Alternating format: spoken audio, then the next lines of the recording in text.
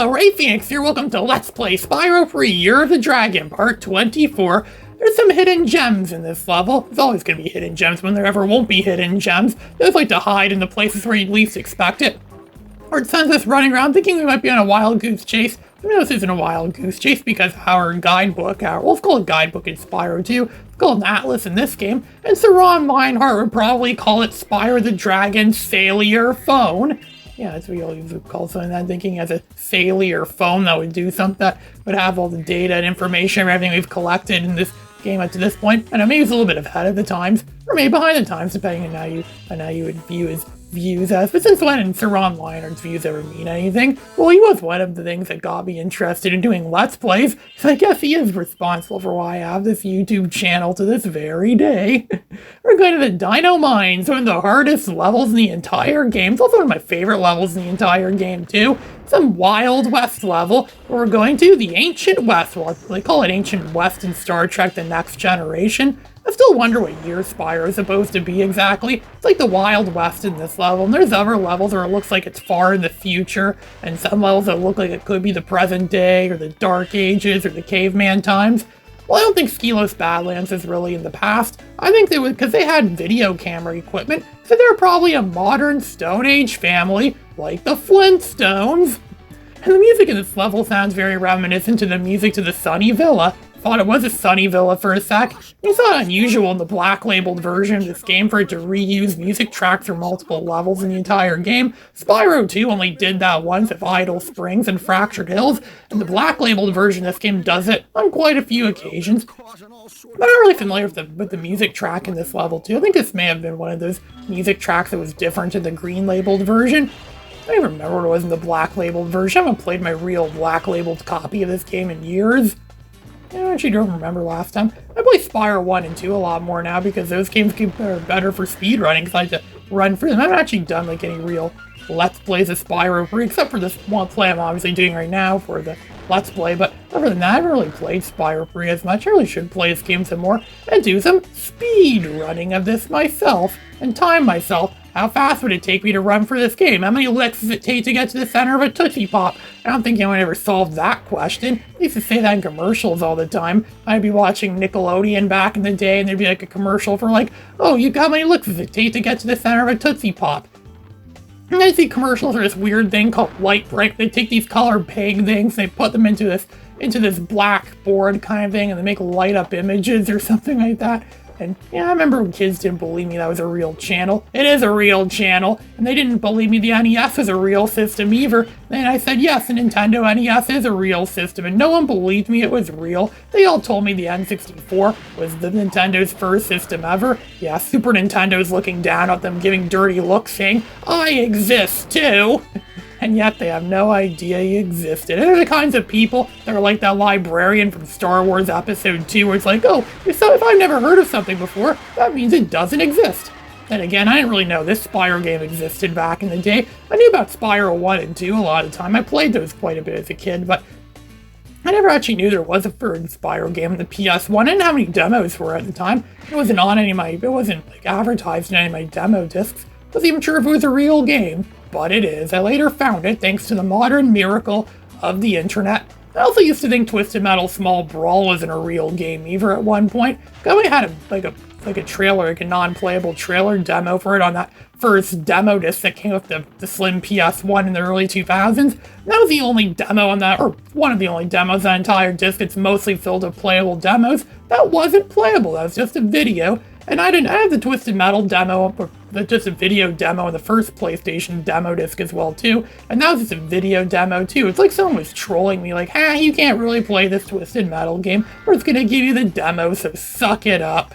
Yeah, suck it up. That's kind of those demo discs always used to tell me. I remember PlayStation Underground used to brag and say, oh, for less than the cost of a new game, you get over 5,000 playable demos. Yeah, what they don't know is that quantity doesn't always make up for quality, and that's definitely a case. And it's actually better. What Sony didn't know at the time was it's actually better to have like one or two real full games than it is to have a bunch of demos, like hundreds of demos.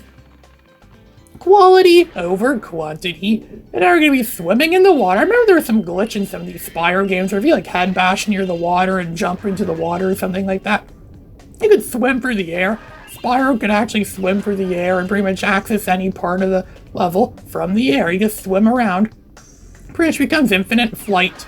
Like infinite flying over everything and charge into everything and collect everything possible. I wouldn't be surprised if speedrunners found an exploit for that. Sounds like a speedrunning tactic.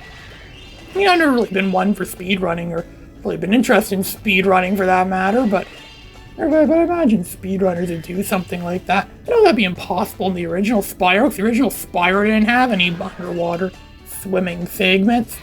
I go collect all these gems that are lying around. Most of the gems are easy to collect. Something tells me there's going to be some odd ones hiding around here, hiding under my nose I'll never know about. Still quite astonishing a Spyro could just infinitely breathe underwater. But I'm pretty sure he's some sort of, I don't know, are dragons amphibians or reptiles? I'm going to guess they're reptiles. But I don't think it's really matter because he's a dragon. They don't exist in real life. Oh look, we rescued a dragon egg named Rami. I remember when that guy was president. You remember he was only president for one term, I think, or so, and he lost. And that was after Al Gore was president and before Obama was president. Oh, the good old days of Gore. I remember when Al Gore was president. Those were some pretty great times. Except for when he started that whole war, some Middle Eastern country I never heard of before then. I never heard of it again since then. I know, you really wanted to live in Bill Clinton's shoes. But really, he's just a discount Bill Clinton. Since there were sequels ever better than the originals, George H.W. Bush learned that the hard way. And he even tried to get his son also, too, to become the president and beat down Al Gore, but nah, that failed, too. The Bushes were just full of fail. They wanted Reagan's fame, but that didn't really happen. And there's this dinosaur thing. It looks like that Triceratops thing from Toy Story 3. And just in the turret, the gun turret, just firing rounds and rounds of machine gun bullets at me. And I don't have any health left. There's no sparks around me, which means there's no health. That's going to go and destroy his cactus. I know his cactus isn't going to give you health. Those give you gems! Yeah, I remember years ago it took me, I learned the hard way that those cacti things have gems in them. They'll have to be destroyed by you running up to them and flaming them. I would have guessed that those would have contained gems. I'm pretty sure we've seen things like that in other Spyro games, and they didn't contain gems. Is this something they randomly thought of for this level? It also reminds me a little bit of Tiny Tank when you could like go Rambo on the different cactus in that level, the same level that was used in the demo. I know, because for the longest time I've only ever played the demo of Tiny Tank. And I have played the full game a bit too, but I never actually beat the full game of Tiny Tank. I wish I could beat that game eventually, and I'd definitely like to do a Let's Play of that game eventually too. Cars 7 never looked better. Yeah, it was a leaked, it was really just a leaked trailer for Cars 7, and it's all about tanks. Tanks in battle that go walking around going, war, what is it good for? Absolutely nothing. I already did that joke in one of my Star Wars Episode 1 Jedi Power Battle videos. And these dinosaurs also look like they could have been rejects from Barney. Barney the dinosaur rejects. You know, you go like, I love you. No, then you want to fry him down. And it's like, Barney is a dinosaur who, I forget what they'd say. Big and fat and full of crap. He died of constipation. I'm pretty sure he did get constipated at one point. It's probably from all those kids he has to deal with all day, every day. Imagine that. It must be like the worst job ever. And now Agent 9 is gonna go and downright murder a bunch of these dinosaurs. Murder Barney's people. Yeah, I'm sure this is why Barney got canceled. He just couldn't live with the guilt knowing that his mistake is why some of his fellow dinosaurs went rogue, and then we had to go in there and blast them out. Oh, I remember the good old days of 2007 when anti-Barney jokes were everywhere. I remember a friend of mine told me he had a dream where he was like some sort of assassin or a spy, and he saw some kid watching Barney in their house. He took out a sniper rifle and shot the screen and it exploded and it got killed. And ironically enough, my TV today did that too. My TV I've had for the last decade, that was actually like 16 years old. That wasn't the first owner of the TV. It's supposedly dead now, and it doesn't show an image anymore. But the sound still works, but the image app doesn't. As I quote Jay Leno, that's not a TV, that's a radio. There's a fine line difference between those two things. There's a fine line difference between this game and Star Wars Rebel Assault 2, and right now it feels like I'm playing Star Wars Rebel Assault 2. I swear, this game makes me think of that game all the time. I definitely consider that game to be like a similar game to Spyro 3, simply because it has moments where you get to control ships and steer them through things, and there's these moments where the game is on rails and you just have to aim a crosshair around and blast down all the stormtroopers, I mean dinosaurs that rain from the sky, before they get you, shoot them before they shoot you.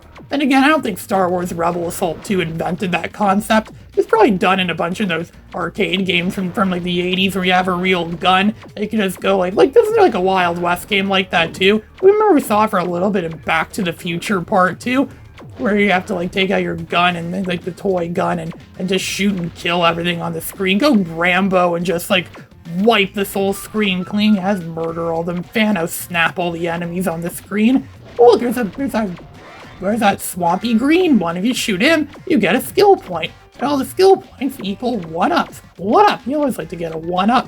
I was about to be dead there for a sec, but I got saved from it completely because I got the 1-up. I'm now full of health, and I just have to go and just shoot all these dinosaurs as they appear and memorize their patterns. We play this all the time. You can memorize this challenge easy. This is why this is one of my favorite levels in the game. These Agent 9 moments are some of the best moments this game has to offer. And those dinosaurs seem pretty big. You can't charge into them. They're too big for Spyro to kill them by charging them. But if you charge and get right up to them and then flame just as you get right in front of them, it kills them. I didn't know that tactic at all till I played this game. And that tactic actually works in Spyro 1 and 2. So that tactic from Spyro 3 retroactively worked in Spyro 1 and 2. Or if you see a big enemy, just run up to them, stop as soon as you get up to them, and flame them. It might not work for every enemy ever, but it definitely works for those big dinosaurs, and a lot of other enemies are too big to charge into in Spyro's 1 and 2. I wonder if Sparks is having the time of his life right now. It's time of his pathetically short life, where he's hanging out with Agent 9 and all the other characters we've come across throughout the course of this game. When I first introduced to Sparks, ever since the very beginning of the original Spyro, it's come a long way since then, and pretty soon Sparks is gonna have his own character arc in this game. Oh, how this series has changed over time. It's quite a beautiful story, actually, how the series began as a simple 3D platformer collectathon game that was probably made to compete with Banjo-Kazooie and Super Mario 64, and evolved into something far better than Super Mario 64 and Banjo-Kazooie, this masterpiece you see in front of you right now. Oh, it's been a really great experience playing for this whole game and doing my own commentary over it, and the best part is, it's not even over yet. This game is actually has quite a few levels left, and there's some backtracking, and there's bosses and bonus stuff, and even more bonus stuff. There's bonus stuff on top of bonus stuff, and the fact that Crash Bash is secretly on this entire game makes this the ultimate game ever made. Is it the ultimate game ever made? Yeah, possibly. It's not my favorite Spyro game ever. I still like Spyro 2 a little bit more because it has better replayability, but this game is definitely still a masterpiece for sure. Oh, how awesome this has been. And we just rescued Sergio, another dragon that I'm not sure we've already rescued. We're getting to a point where we're starting to recycle names we used at the beginning. And I figured, we'll just name them after dragon names we've rescued earlier on in the game. And hopefully none of the kids that are playing this part will notice. They did that same thing in the original Spyro with the dragon names, with the names of the dragons we rescued in that game. But I think the lore behind it. Some of the dragons went to fight off Nasty Nork afterwards, and then they got turned back into stone, and Spyro had to rescue them again. I don't know if that was a retcon, or maybe it was just Insomniac Games being lazy.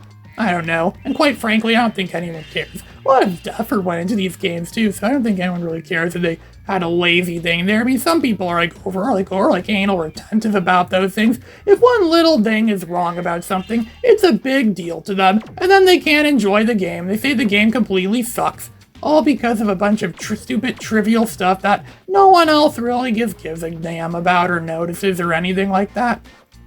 I think we cleared out this whole level now. This is the same track, the same course we did, but was on rails. After you kill off all the enemies, it's not on rails anymore, and this is the only way you can capture or collect all the remaining gems, as well as find that missing egg, that one egg that's hiding in all of this. We recovered another egg.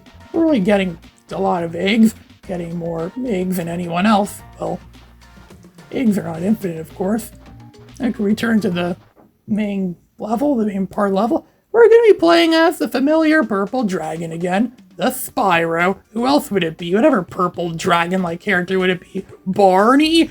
Is this gonna be like Jurassic Park if it was Barney?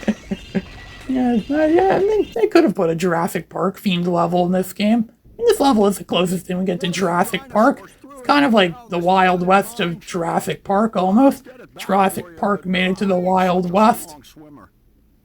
This guy's just gonna put us on this challenge, and I'm pretty much have to guide ourselves through this tube. We have to dodge those Crash Bandicoot TNT boxes that somehow found their way into this game.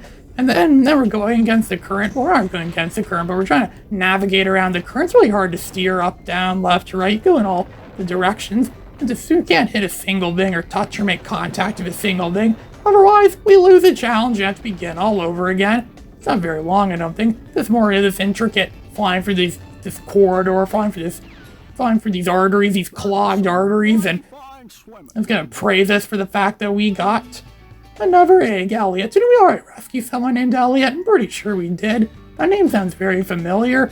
I knew an Elliot once, or at least I saw an Elliot on YouTube once that got arrested at Target for doing something incredibly heinous to some other customers that were there. And some lady spotted him and got him on camera, and she said, "Excuse me, what are you doing?" And he tried talking himself out of his heinous act, she's like, "No, I saw you." And because he contested it, he ended up getting arrested for it. If he just ran away from the store, he probably could have got away with it. Oh, what a dumb bum he was. What a dumb, whatever you call him. Kiki. Waikiki. That sounds like a place somewhere in the Caribbean, maybe. Or somewhere in Asia, maybe. Or Australia, perhaps. That's the cutest. Yeah, it's not a dinosaur, it's a dragon. I don't think you can tell the difference.